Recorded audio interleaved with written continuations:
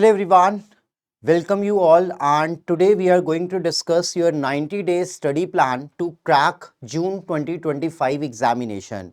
So today we are in the month of March and March mid हमारे पास है और आज से हमारे पास approximately 90 डेज 85 टू 90 डेज हैं और इन 85 टू 90 डेज में हमारी क्या प्लानिंग होनी चाहिए, किस तरीके से आपको अपनी स्टडीज़ को बाइफरगेट करना चाहिए, हम वो डिस्कस करेंगे ताकि आप जून में अपने जो टारगेट को अचीव कर पाए। आप अभी से उसके लिए स्टार्टिंग जो है वो बेसिकली करें। तो अगर आपने अभी तक प्रिपरेशन स्टार्ट नहीं करी है, आप मास्टर्स हैं या मास्टर कर रहे हैं और आप अपनी प्रिपरेशन को स्टार्ट कर रहे हैं, तो किस तरीके से आप आने वाले 3 महीने के अपने इस टाइम पीरियड को बाइफरगेट कर सकते हैं जिससे आपका जो जून का एग्जाम है वो आपका क्वालिफाई हो जाए। इसके ऊपर हम डिस्कशन करेंगे। तो ऑलरेडी आपको पता है यूजीसी नेट का एग्जाम आपका 2 पेपर से रिलेटेड है। पेपर 1 आपका जनरल पेपर जहां पे 50 क्वेश्चंस हमारे पास हैं, 100 मार्क्स, एंड पेपर 2 हमारे पास है 100 question related to your subject, जिसमें हमारे पास कुछ सब्जेक्ट्स थियोरेटिकल है और कुछ सब्जेक्ट हमारे पास प्रैक्टिकल है। तो यहां पर अब आपके पास मैंने आपके टाइम पीरियड को 3 फेजेस में डिवाइड करा है कि फेज 1 1 महीना and phase 2 second month and phase 3 आपका थर्ड मंथ। इन 3 फेजेस में आपके पास स्टेप बाय स्टेप आपकी प्रिपरेशन होगी और आप जो अपना टारगेट है जून का वो डेफिनेटली अचीव कर पाएंगे। और स्टार्ट करने से पहले देखिए, आपको ये तो पता है आपके पास जो टोटल नंबर ऑफ क्वेश्चंस है वो 150 टोटल नंबर ऑफ क्वेश्चंस है। और अगर हम जनरल कैटेगरी की बात करें तो इस बार आपके 150 जो कि 300 मार्क्स का पेपर है, आपका 210 जो है वो बेसिकली जीआरएफ आपका गया है।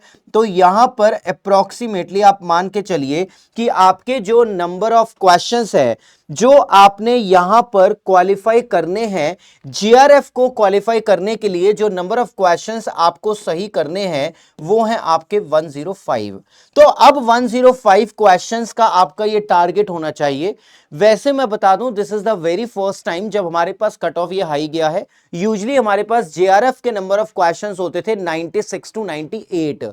इस बार पेपर का लेवल थोड़ा मॉडरेट था तो आपको यहां पर ये देखने को मिला है। तो ये आपका अगर पेपर मॉडरेट है तो आप मानकर चलिए ये आपका बेंचमार्क रहने वाला है आपके एग्जाम को क्वालिफाई करने के लिए। और अगर आपके पास पेपर का लेवल डिफिकल्ट होता है तो ये 105 क्वेश्चन से गिर के 95 96 पर अगेन आ जाएगा। और अगर नेट की बात करूं तो नेट में आपका जो स्कोर गया है वो गया है अराउंड 184 186 मार्क्स, मतलब वहां पर आपके 92 क्वेश्चंस 93 क्वेश्चंस जो हैं वो टारगेट होते हैं। अब आपको टोटल जेआरएफ के हिसाब से टोटल 105 क्वेश्चंस टारगेट करने हैं। तो आपको क्लियर कट आपके माइंड में होना चाहिए कि आपके पेपर 1 में क्या स्कोर बन रहा है और पेपर 2 में आपका क्या स्कोर बन रहा है, कैसे आप इसको अचीव कर पाएंगे। तो पेपर 1 जब आप जैसे प्रैक्टिस करेंगे तो क्या आपकी एक्यूरेसी आ रही है, क्या आप 35 क्वेश्चंस 37 क्वेश्चंस कर पा रहे हैं। तो रिमेनिंग क्वेश्चंस आपको ऑब्वियसली पेपर 2 में जाना पड़ेगा। अगर आपका पेपर 1 में मैथ्स वीक है, रीजनिंग वीक है, आप 28-30 क्वेश्चंस जा रहे हैं, तो यहां का लोड जो है वो कंपैरेटिवली बढ़ जाएगा। तो पेपर 1 को आपने इंपॉर्टेंस साथ के साथ देनी है। और पेपर 1 में आपके जो स्कोरिंग के सब्जेक्ट हैं जैसे आपका टीचिंग एप्टीट्यूड, रिसर्च एप्टीट्यूड, आपका रीजनिंग, डीआई, तो यहां पर थोड़ा ज्यादा फोकस कीजिएगा ताकि आपके पास जो एक्यूरेसी है वो कंपैरेटिवली ज्यादा रहे। तो पेपर 1 की आपके पास अगर हम बात छोड़े, पेपर 2 की बात करें तो पेपर 2 में आपके पास थ्योरेटिकल और प्रैक्टिकल दोनों सब्जेक्ट्स हैं। अब यहां पर सबसे पहला जो आपके स्टार्टिंग के 30 डेज होंगे, आपको थोड़ा सा टाइम अपने सिलेबस को अंडरस्टैंड करने में देना पड़ेगा। और सिलेबस को अंडरस्टैंड करने के बाद आपको क्या मिलेगा, आपको क्या एग्जैक्टली स्ट्रेंथ है और क्या वीकनेस है आपको ये पता चलेंगी। तो आप स्टार्टिंग के 2-3 घंटे इन चीजों पर दीजिए कि आप कहां पर अच्छा स्कोर कर सकते हैं, कौन सा आपका पार्ट स्ट्रांग है, कौन सा वीक है। वीक पर फोकस कीजिएगा कि वो आपका एटलीस्ट एवरेज बन जाए, स्ट्रांग ना बने। जो स्ट्रांग है वहां पर आपका टारगेट होना चाहिए कि हमारी एक्यूरेसी 80% हो, और जो वीकनेस है वहां पर आपका टारगेट होना चाहिए आपकी एक्यूरेसी 60% 55% हो, तो वो आपका बैलेंस हो जाएगा। तो ये थोड़ा सा आपने ध्यान रखना है। आप अपनी वीकनेस, या तो हो सकता है प्रैक्टिकल सब्जेक्ट हो या थ्योरेटिकल सब्जेक्ट हो, ये एक सब्जेक्टिव मैटर है जो स्टूडेंट टू स्टूडेंट वेरी करेगा, तो इसके ऊपर आपको थोड़ा सा काम करना पड़ेगा। तो यहां पर 30 दिनों के अंदर आपको कोशिश अपनी ये करनी है कि आपको सारा सिलेबस का कंटेंट का ओवरव्यू मिल जाए, और आप यहां पर डेडिकेट करने वाले हैं अपने कम से कम 6 से 8 घंटे मिनिमम। ये मिनिमम है। आप 12 घंटे दे सकते हैं, आप 12 घंटे दीजिए। देखिए, अगर 90 डेज में आपको टारगेट करना है पेपर, तो इतने तो आपको कम से कम देने ही पड़ेंगे। ये कोई ज्यादा स्टडी आवर्स नहीं है। आप मान के चलिए 2 घंटे 2.5 घंटे आप पेपर 1 देंगे, तो कम से कम उसका डबल टाइम पेपर 2 में भी तो देंगे, जहां नंबर ऑफ क्वेश्चंस आपके 100 है। तो अगर आप 2-2.5 घंटे पेपर 1 को दे रहे हैं, तो 5 घंटे 6 घंटे आपके पेपर 2 पर भी डेफिनेटली बनते हैं। तो यहां पर आपको अपनी अगर फाउंडेशन को स्ट्रांग करना है, आपको बेसिस को स्ट्रांग करना है, आपको यह देखना है कि जो आपका स्ट्रांग है वहां पर 80% एक्यूरेसी बने, वीकनेस वाला पार्ट आपका एवरेज बने। वहां पर आपको कम से कम फाउंडेशन को स्ट्रांग करने के लिए इतना टाइम तो देना ही पड़ेगा। ये आपका एक बिगिनिंग फेस होगा, जहां पे आप सारे कंसेप्ट की नॉलेज को ग्रैब करेंगे, जहां पर आप सारे कंसेप्ट को समझेंगे, और ज्यादा से ज्यादा फोकस जो आपके पास कंटेंट को लेकर है उस कंटेंट को लेकर होगा। मतलब आपका टारगेट होगा कि आप एक वाइड कवरेज करें, जो आपका कंटेंट है पेपर 1 और पेपर 2 को मिलाकर, उन दोनों में आप सारे के सारे कंटेंट पर ज्यादा से ज्यादा फोकस करें। Then in the next month, अब यहां पे आपका शुरू हो जाएगा प्रैक्टिस का काम। आपने कंटेंट पढ़ लिया, अब उस कंटेंट की एप्लीकेशन भी तो देखनी है। आपके जो कंटेंट की एप्लीकेशंस है, स्टार्टिंग में आप कोई भी क्वेश्चन जब करेंगे, आपने कंटेंट पढ़ा, ये मैं आपको जरूर कह सकता हूं कि आप उस टॉपिक से रिलेटेड जब क्वेश्चन प्रैक्टिस कर रहे हैं, तो आपने अगर 10 क्वेश्चन करे तो आपके 5 या 6 सही होंगे, और ये बिल्कुल सही है, ये बिल्कुल रीजनेबल है। आपके 10 में से 5-6 क्वेश्चन सही हो रहे हैं, आपकी कंसेप्चुअल नॉलेज बिल्कुल ठीक है।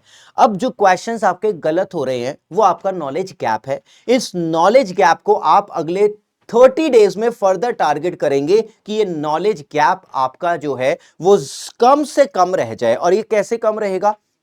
जो आपने क्वेश्चंस करे, चाहे वो डेली प्रैक्टिस प्रॉब्लम हो, चाहे वो मॉक टेस्ट हो, चाहे वो आपके प्रीवियस ईयर हो, वहां पर कौन कौन से क्वेश्चंस गलत हो रहे हैं। जो क्वेश्चंस आपके गलत हो रहे हैं उनको रेड फ्लैग कर लीजिएगा, बिकॉज नेक्स्ट टाइम जब आप तीसरी बार तीसरे महीने में रिवीजन पे जाओगे, तो ये आपके एरिया ऑफ इंप्रूवमेंट होंगे। ये रॉन्ग क्वेश्चंस अगर आप इग्नोर करते हो, तो आप सबसे बड़ी गलती यहां पर ही कर रहे हो। ये रॉन्ग क्वेश्चंस आपको बेसिकली क्या प्रोवाइड कर रहे हैं? आपका जो नॉलेज का गैप है, आपको कंटेंट के बारे में तो पता है, लेकिन शायद आपको उस कंटेंट के बारे में पूरी जानकारी नहीं है, आपको कंटेंट की एप्लीकेशन के बारे में जानकारी नहीं है, आपको कंसेप्चुअल नॉलेज नहीं है, तो ये आपको गलत क्वेश्चन से प्रोवाइड होगी। जो आपके नॉलेज गैप है, ये आपको इन रॉन्ग क्वेश्चन से पता लगेंगे।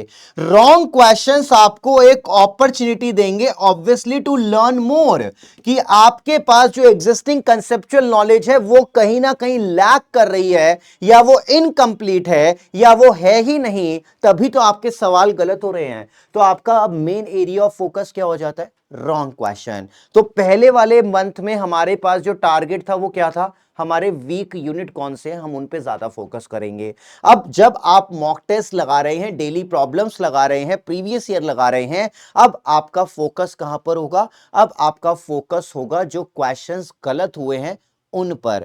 और हां, यहां पर थोड़ा आप अभी जब क्वेश्चंस को प्रैक्टिस करें, तो फोकस आपको रखना है कि आप टाइम को इतनी इंपॉर्टेंस ना दें, आप एक्यूरेसी को ज्यादा फोकस दें। बाद में जब आप रियल टाइम में आप अपने मॉक टेस्ट देंगे, तब आप स्पीड को थोड़ा ध्यान रखें कि पेपर 1 आपका जो है वो 60 मिनट में कंप्लीट हो जाए, और पेपर 2 डेडिकेटेड आपका 120 मिनट में कंप्लीट हो जाए। टोटल हमारे पास 180 मिनट, 3 घंटे का समय है।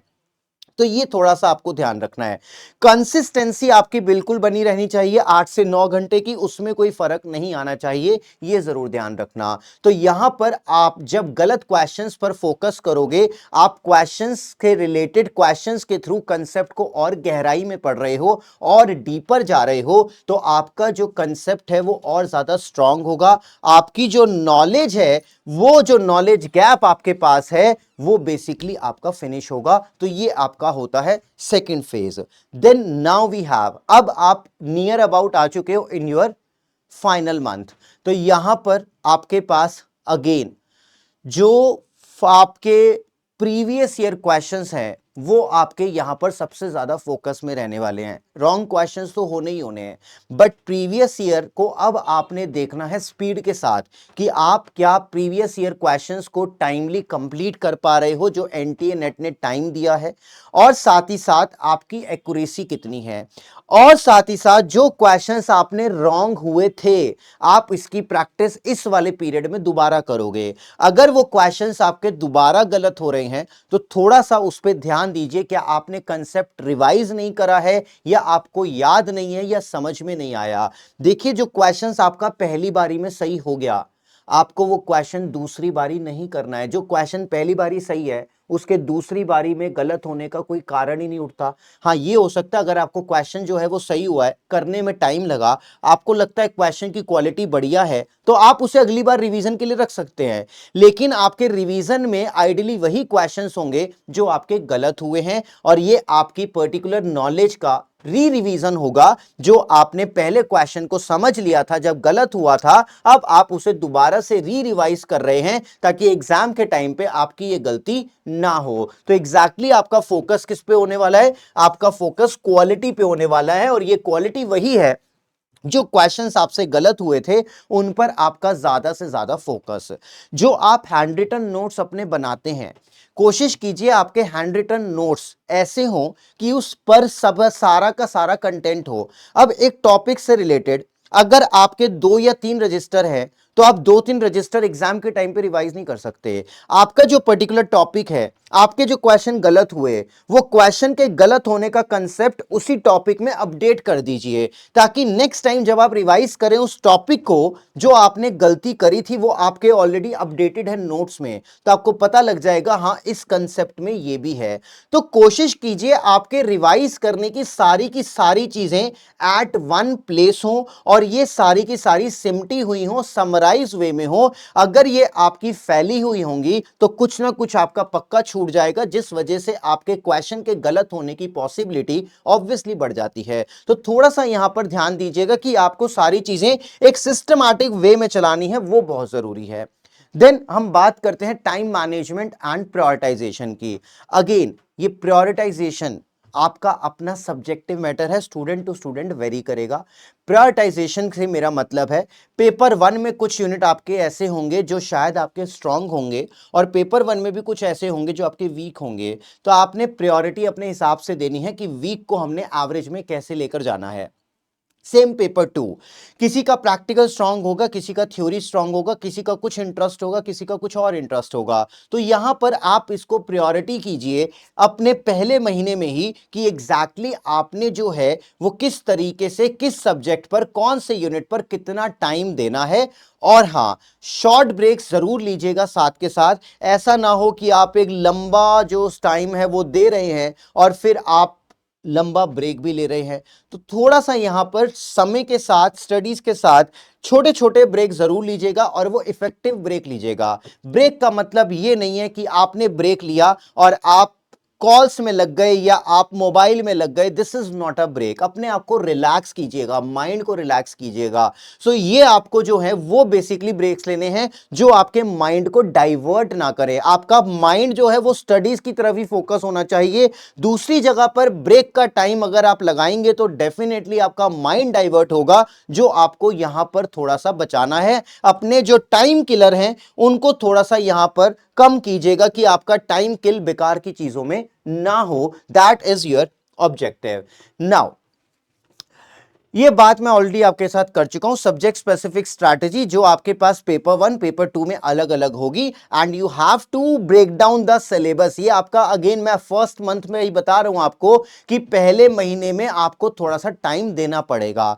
आप पहले महीने में यहां पर भी टाइम दीजिए, आप पहले महीने पे यहां पर भी टाइम दीजिए, जहां पे आप एनालाइज कीजिए थोड़ा सा। किस चीज को? आप एनालाइज कीजिए प्रीवियस ईयर को। आपको प्रीवियस ईयर में कौन से यूनिट से कितने क्वेश्चंस यूजुअली आ रहे हैं। तो एज सच आपको एवरेज क्वेश्चंस मिलेंगे, बट आपको हमेशा एक ऐसा यूनिट मिलेगा जहां से 14 क्वेश्चंस होंगे। यूजुअली वो यूनिट आपका होता है international business, that is your unit number 1। तो थोड़ा सा वहां पे आपको फोकस ज्यादा करना पड़ेगा।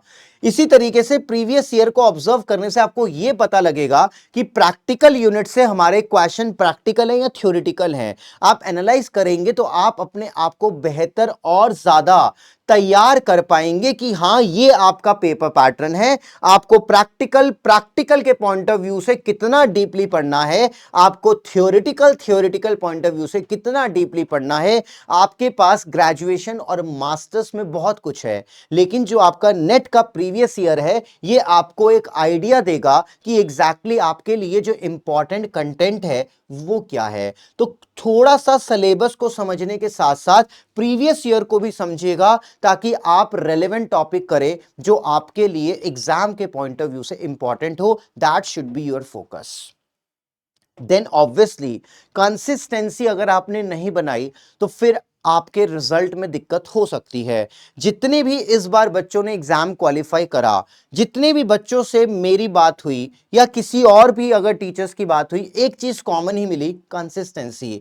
मतलब रोज हमने 8-9 घंटे पढ़ना है तो पढ़ना है। हाँ, अगर कोई फैमिली फंक्शन है, इमरजेंसी है, तो आपका शायद अगर एक दिन स्टडीज नहीं हुई है, कोई बात नहीं, आप उस दिन को रिग्रेट करके अगला दिन वेस्ट मत कीजिए। ट्राई कीजिए कि आप अगले दिन थोड़ा सा कॉम्प्रोमाइज कर लेंगे। मतलब 8 घंटे के बजाय कोशिश कीजिए कि मैं 9-10 घंटे पढ़ लूं, ताकि मेरे 1-2 घंटे एक्स्ट्रा निकल आए। बट आपको डेली बेसिस पर कंसिस्टेंसी बनाकर रखनी ही रखनी है। दैट इज द ओनली की जो आपको जून के पेपर में क्वालिफाई करने में सबसे पहले हेल्प करेगी। अगर आपकी कंसिस्टेंसी मेंटेन नहीं है तो definitely knowledge gap, previous year questions का इनकम्प्लीट होना, रिवीजन ना होना, तो एग्जाम कैसे क्वालिफाई होगा। तो प्लीज कंसिस्टेंसी अपनी स्टडीज में जरूर जरूर बनाए रखें। That is a good habit जो आपको आगे डेफिनेटली बहुत ज्यादा हेल्प करेगी। और मैक्सिमम क्या, ऑलमोस्ट क्या, जितने भी स्टूडेंट से बात हुई जिन्होंने क्वालिफाई करा, उन्होंने ये मुद्दा पॉइंट जरूर रखा, कंसिस्टेंसी। इसके अलावा और कुछ नहीं। तो आप इंपॉर्टेंस समझिए कंसिस्टेंसी की कि कितनी है। एंड लास्ट रिवीजन जब आप हैं, यहां पर मेरे आपके कुछ टिप्स। जब आप लास्ट रिवीजन करें, आपके समराइज नोट्स होने चाहिए। उस समराइज नोट्स में आपके कीवर्ड्स और आपके डेफिनेशंस, आपका ईयर का डेटा, सेक्शंस का डेटा, कॉमर्स में काफी पूछा जाता है हमारे पास, सेक्शंस हो गया, ईयर्स हो गया, कमेटी हो गई, और आपके क्रोनोलॉजी के क्वेश्चंस। तो इनको समराइज करके जरूर करिए। एंड में आपके पास इतना टाइम नहीं होगा कि आप डिटेल्ड वाले में से इसे रिवाइज करें, दैट इज रिक्वायर्ड। फॉर्मूलाज हमारे पास बहुत है, बच्चों को बहुत दिक्कत होती है ये फॉर्मूलेज लर्न कैसे होंगे। वैसे तो कंसेप्ट का नाम समझ के ही हमें फॉर्मूला पता लग जाना चाहिए, बट कोशिश कीजिए आपने एक बार अपने हाथ से फॉर्मूलेज लिखे हों, आपने सेक्शंस अपने हाथ से लिखे हों। आप जब अपने हाथ से लिख रहे हैं तो आप 2 से 3 बार तो तभी रिवाइज कर रहे हैं जब आप देखकर लिखेंगे, फिर अपनी कॉपी में लिखेंगे, माइंड में सोचेंगे। तो इससे आपको जो है प्रोविजन रिटेन करने में और आपको प्रोविजन को समझने में काफी हेल्प होगी। तो एक बार अपने हाथ से ये चीजें जरूर लिखें, ताकि आप जो है कंसेप्ट को, सेक्शंस को इजीली रिटेन कर पाएं। कहीं पर आपको लगता है कोई सब्जेक्ट मुश्किल है तो उससे भागिए नहीं, ग्रुप स्टडीज कीजिए, फ्रेंड्स के साथ स्टडीज कीजिए, प्रॉब्लम को डिस्कस कीजिए, उसके फ्रेंड्स का क्या स्कोर है, कौन से क्वेश्चन में दिक्कत है, कौन सा क्वेश्चन आपको कॉम्प्लेक्स लग रहा है। जितना डिस्कस करेंगे उतना आपके लिए बेटर होगा। लेकिन हाँ, डिस्कशन को लिमिट स्टडीज तक ही रखना है। अब अगर डिस्कशन को आप स्टडीज के बियॉन्ड लेकर जाएंगे तो वो टाइम वेस्ट होगा। अब ये आपके हाथ में है कि आपकी डिस्कशन किस तरीके से होती है। तो अगेन, अगर आप डिस्कशंस कर रहे हैं अपार्ट फ्रॉम योर स्टडीज, आप कुछ और डिस्कस कर रहे हैं जिसका स्टडीज में कोई कंट्रीब्यूशन नहीं है, तो फिर ऐसी कंबाइंड स्टडी को प्लीज अवॉइड करें। बट हाँ, अगर आपको लगता है you can have a better time, आप बेटर कंसेप्ट को समझ सकते हैं, तो बिल्कुल आप ग्रुप स्टडीज कीजिए, कोई दिक्कत नहीं है। But time or discussion restrict to your studies only, not more than that. And last moment पे obvious सी बात है, कोई नया पार्ट आपने नहीं करना है, जितना आपने कर लिया है that is enough. उस पे भरोसा रखिए, उस पे ही कॉन्फिडेंट रहिए. प्रीवियस ईयर आपका मेन होगा. अगर आप प्रीवियस ईयर में एवरेज स्कोर कर पा रहे हैं 65-70%, देन पेपर आपका डेफिनेटली क्वालिफाई होगा ही होगा. तो थोड़ा सा लास्ट मिनट पे नए कंसेप्ट की लर्निंग को अवॉइड कीजिएगा. रादर जो पुरानी आपकी नॉलेज गैप है उसी पे आपने ज्यादा से ज्यादा जो है वो फोकस करना है. ठीक है. आई होप आप डेफिनेटली इस पॉइंट को इंप्लीमेंट करेंगे और जून के लिए आप बहुत बेटर तैयार हो पाएंगे अपने एग्जाम के लिए. कुछ चीजें स्टार्टिंग में देखिए इंप्लीमेंट करना मुश्किल होता है, 2-4 दिन में नहीं होती, बट आप 10 दिन 12 दिन 15 दिन उतारेंगे तो आप उसके लिए हैबिचुअल हो जाएंगे. आप कहेंगे अब तो ये रूटीन बन गया है, तो डेफिनेटली आपकी कंसिस्टेंसी ऐसे ही बनेगी, टाइम के साथ एकदम से नहीं बनेगी. ठीक है. चलिए, thanks a lot. See you in the live class जहां पे हम और टॉपिक से रिलेटेड चर्चा करेंगे. Bye bye, take care everyone. Thank you so much.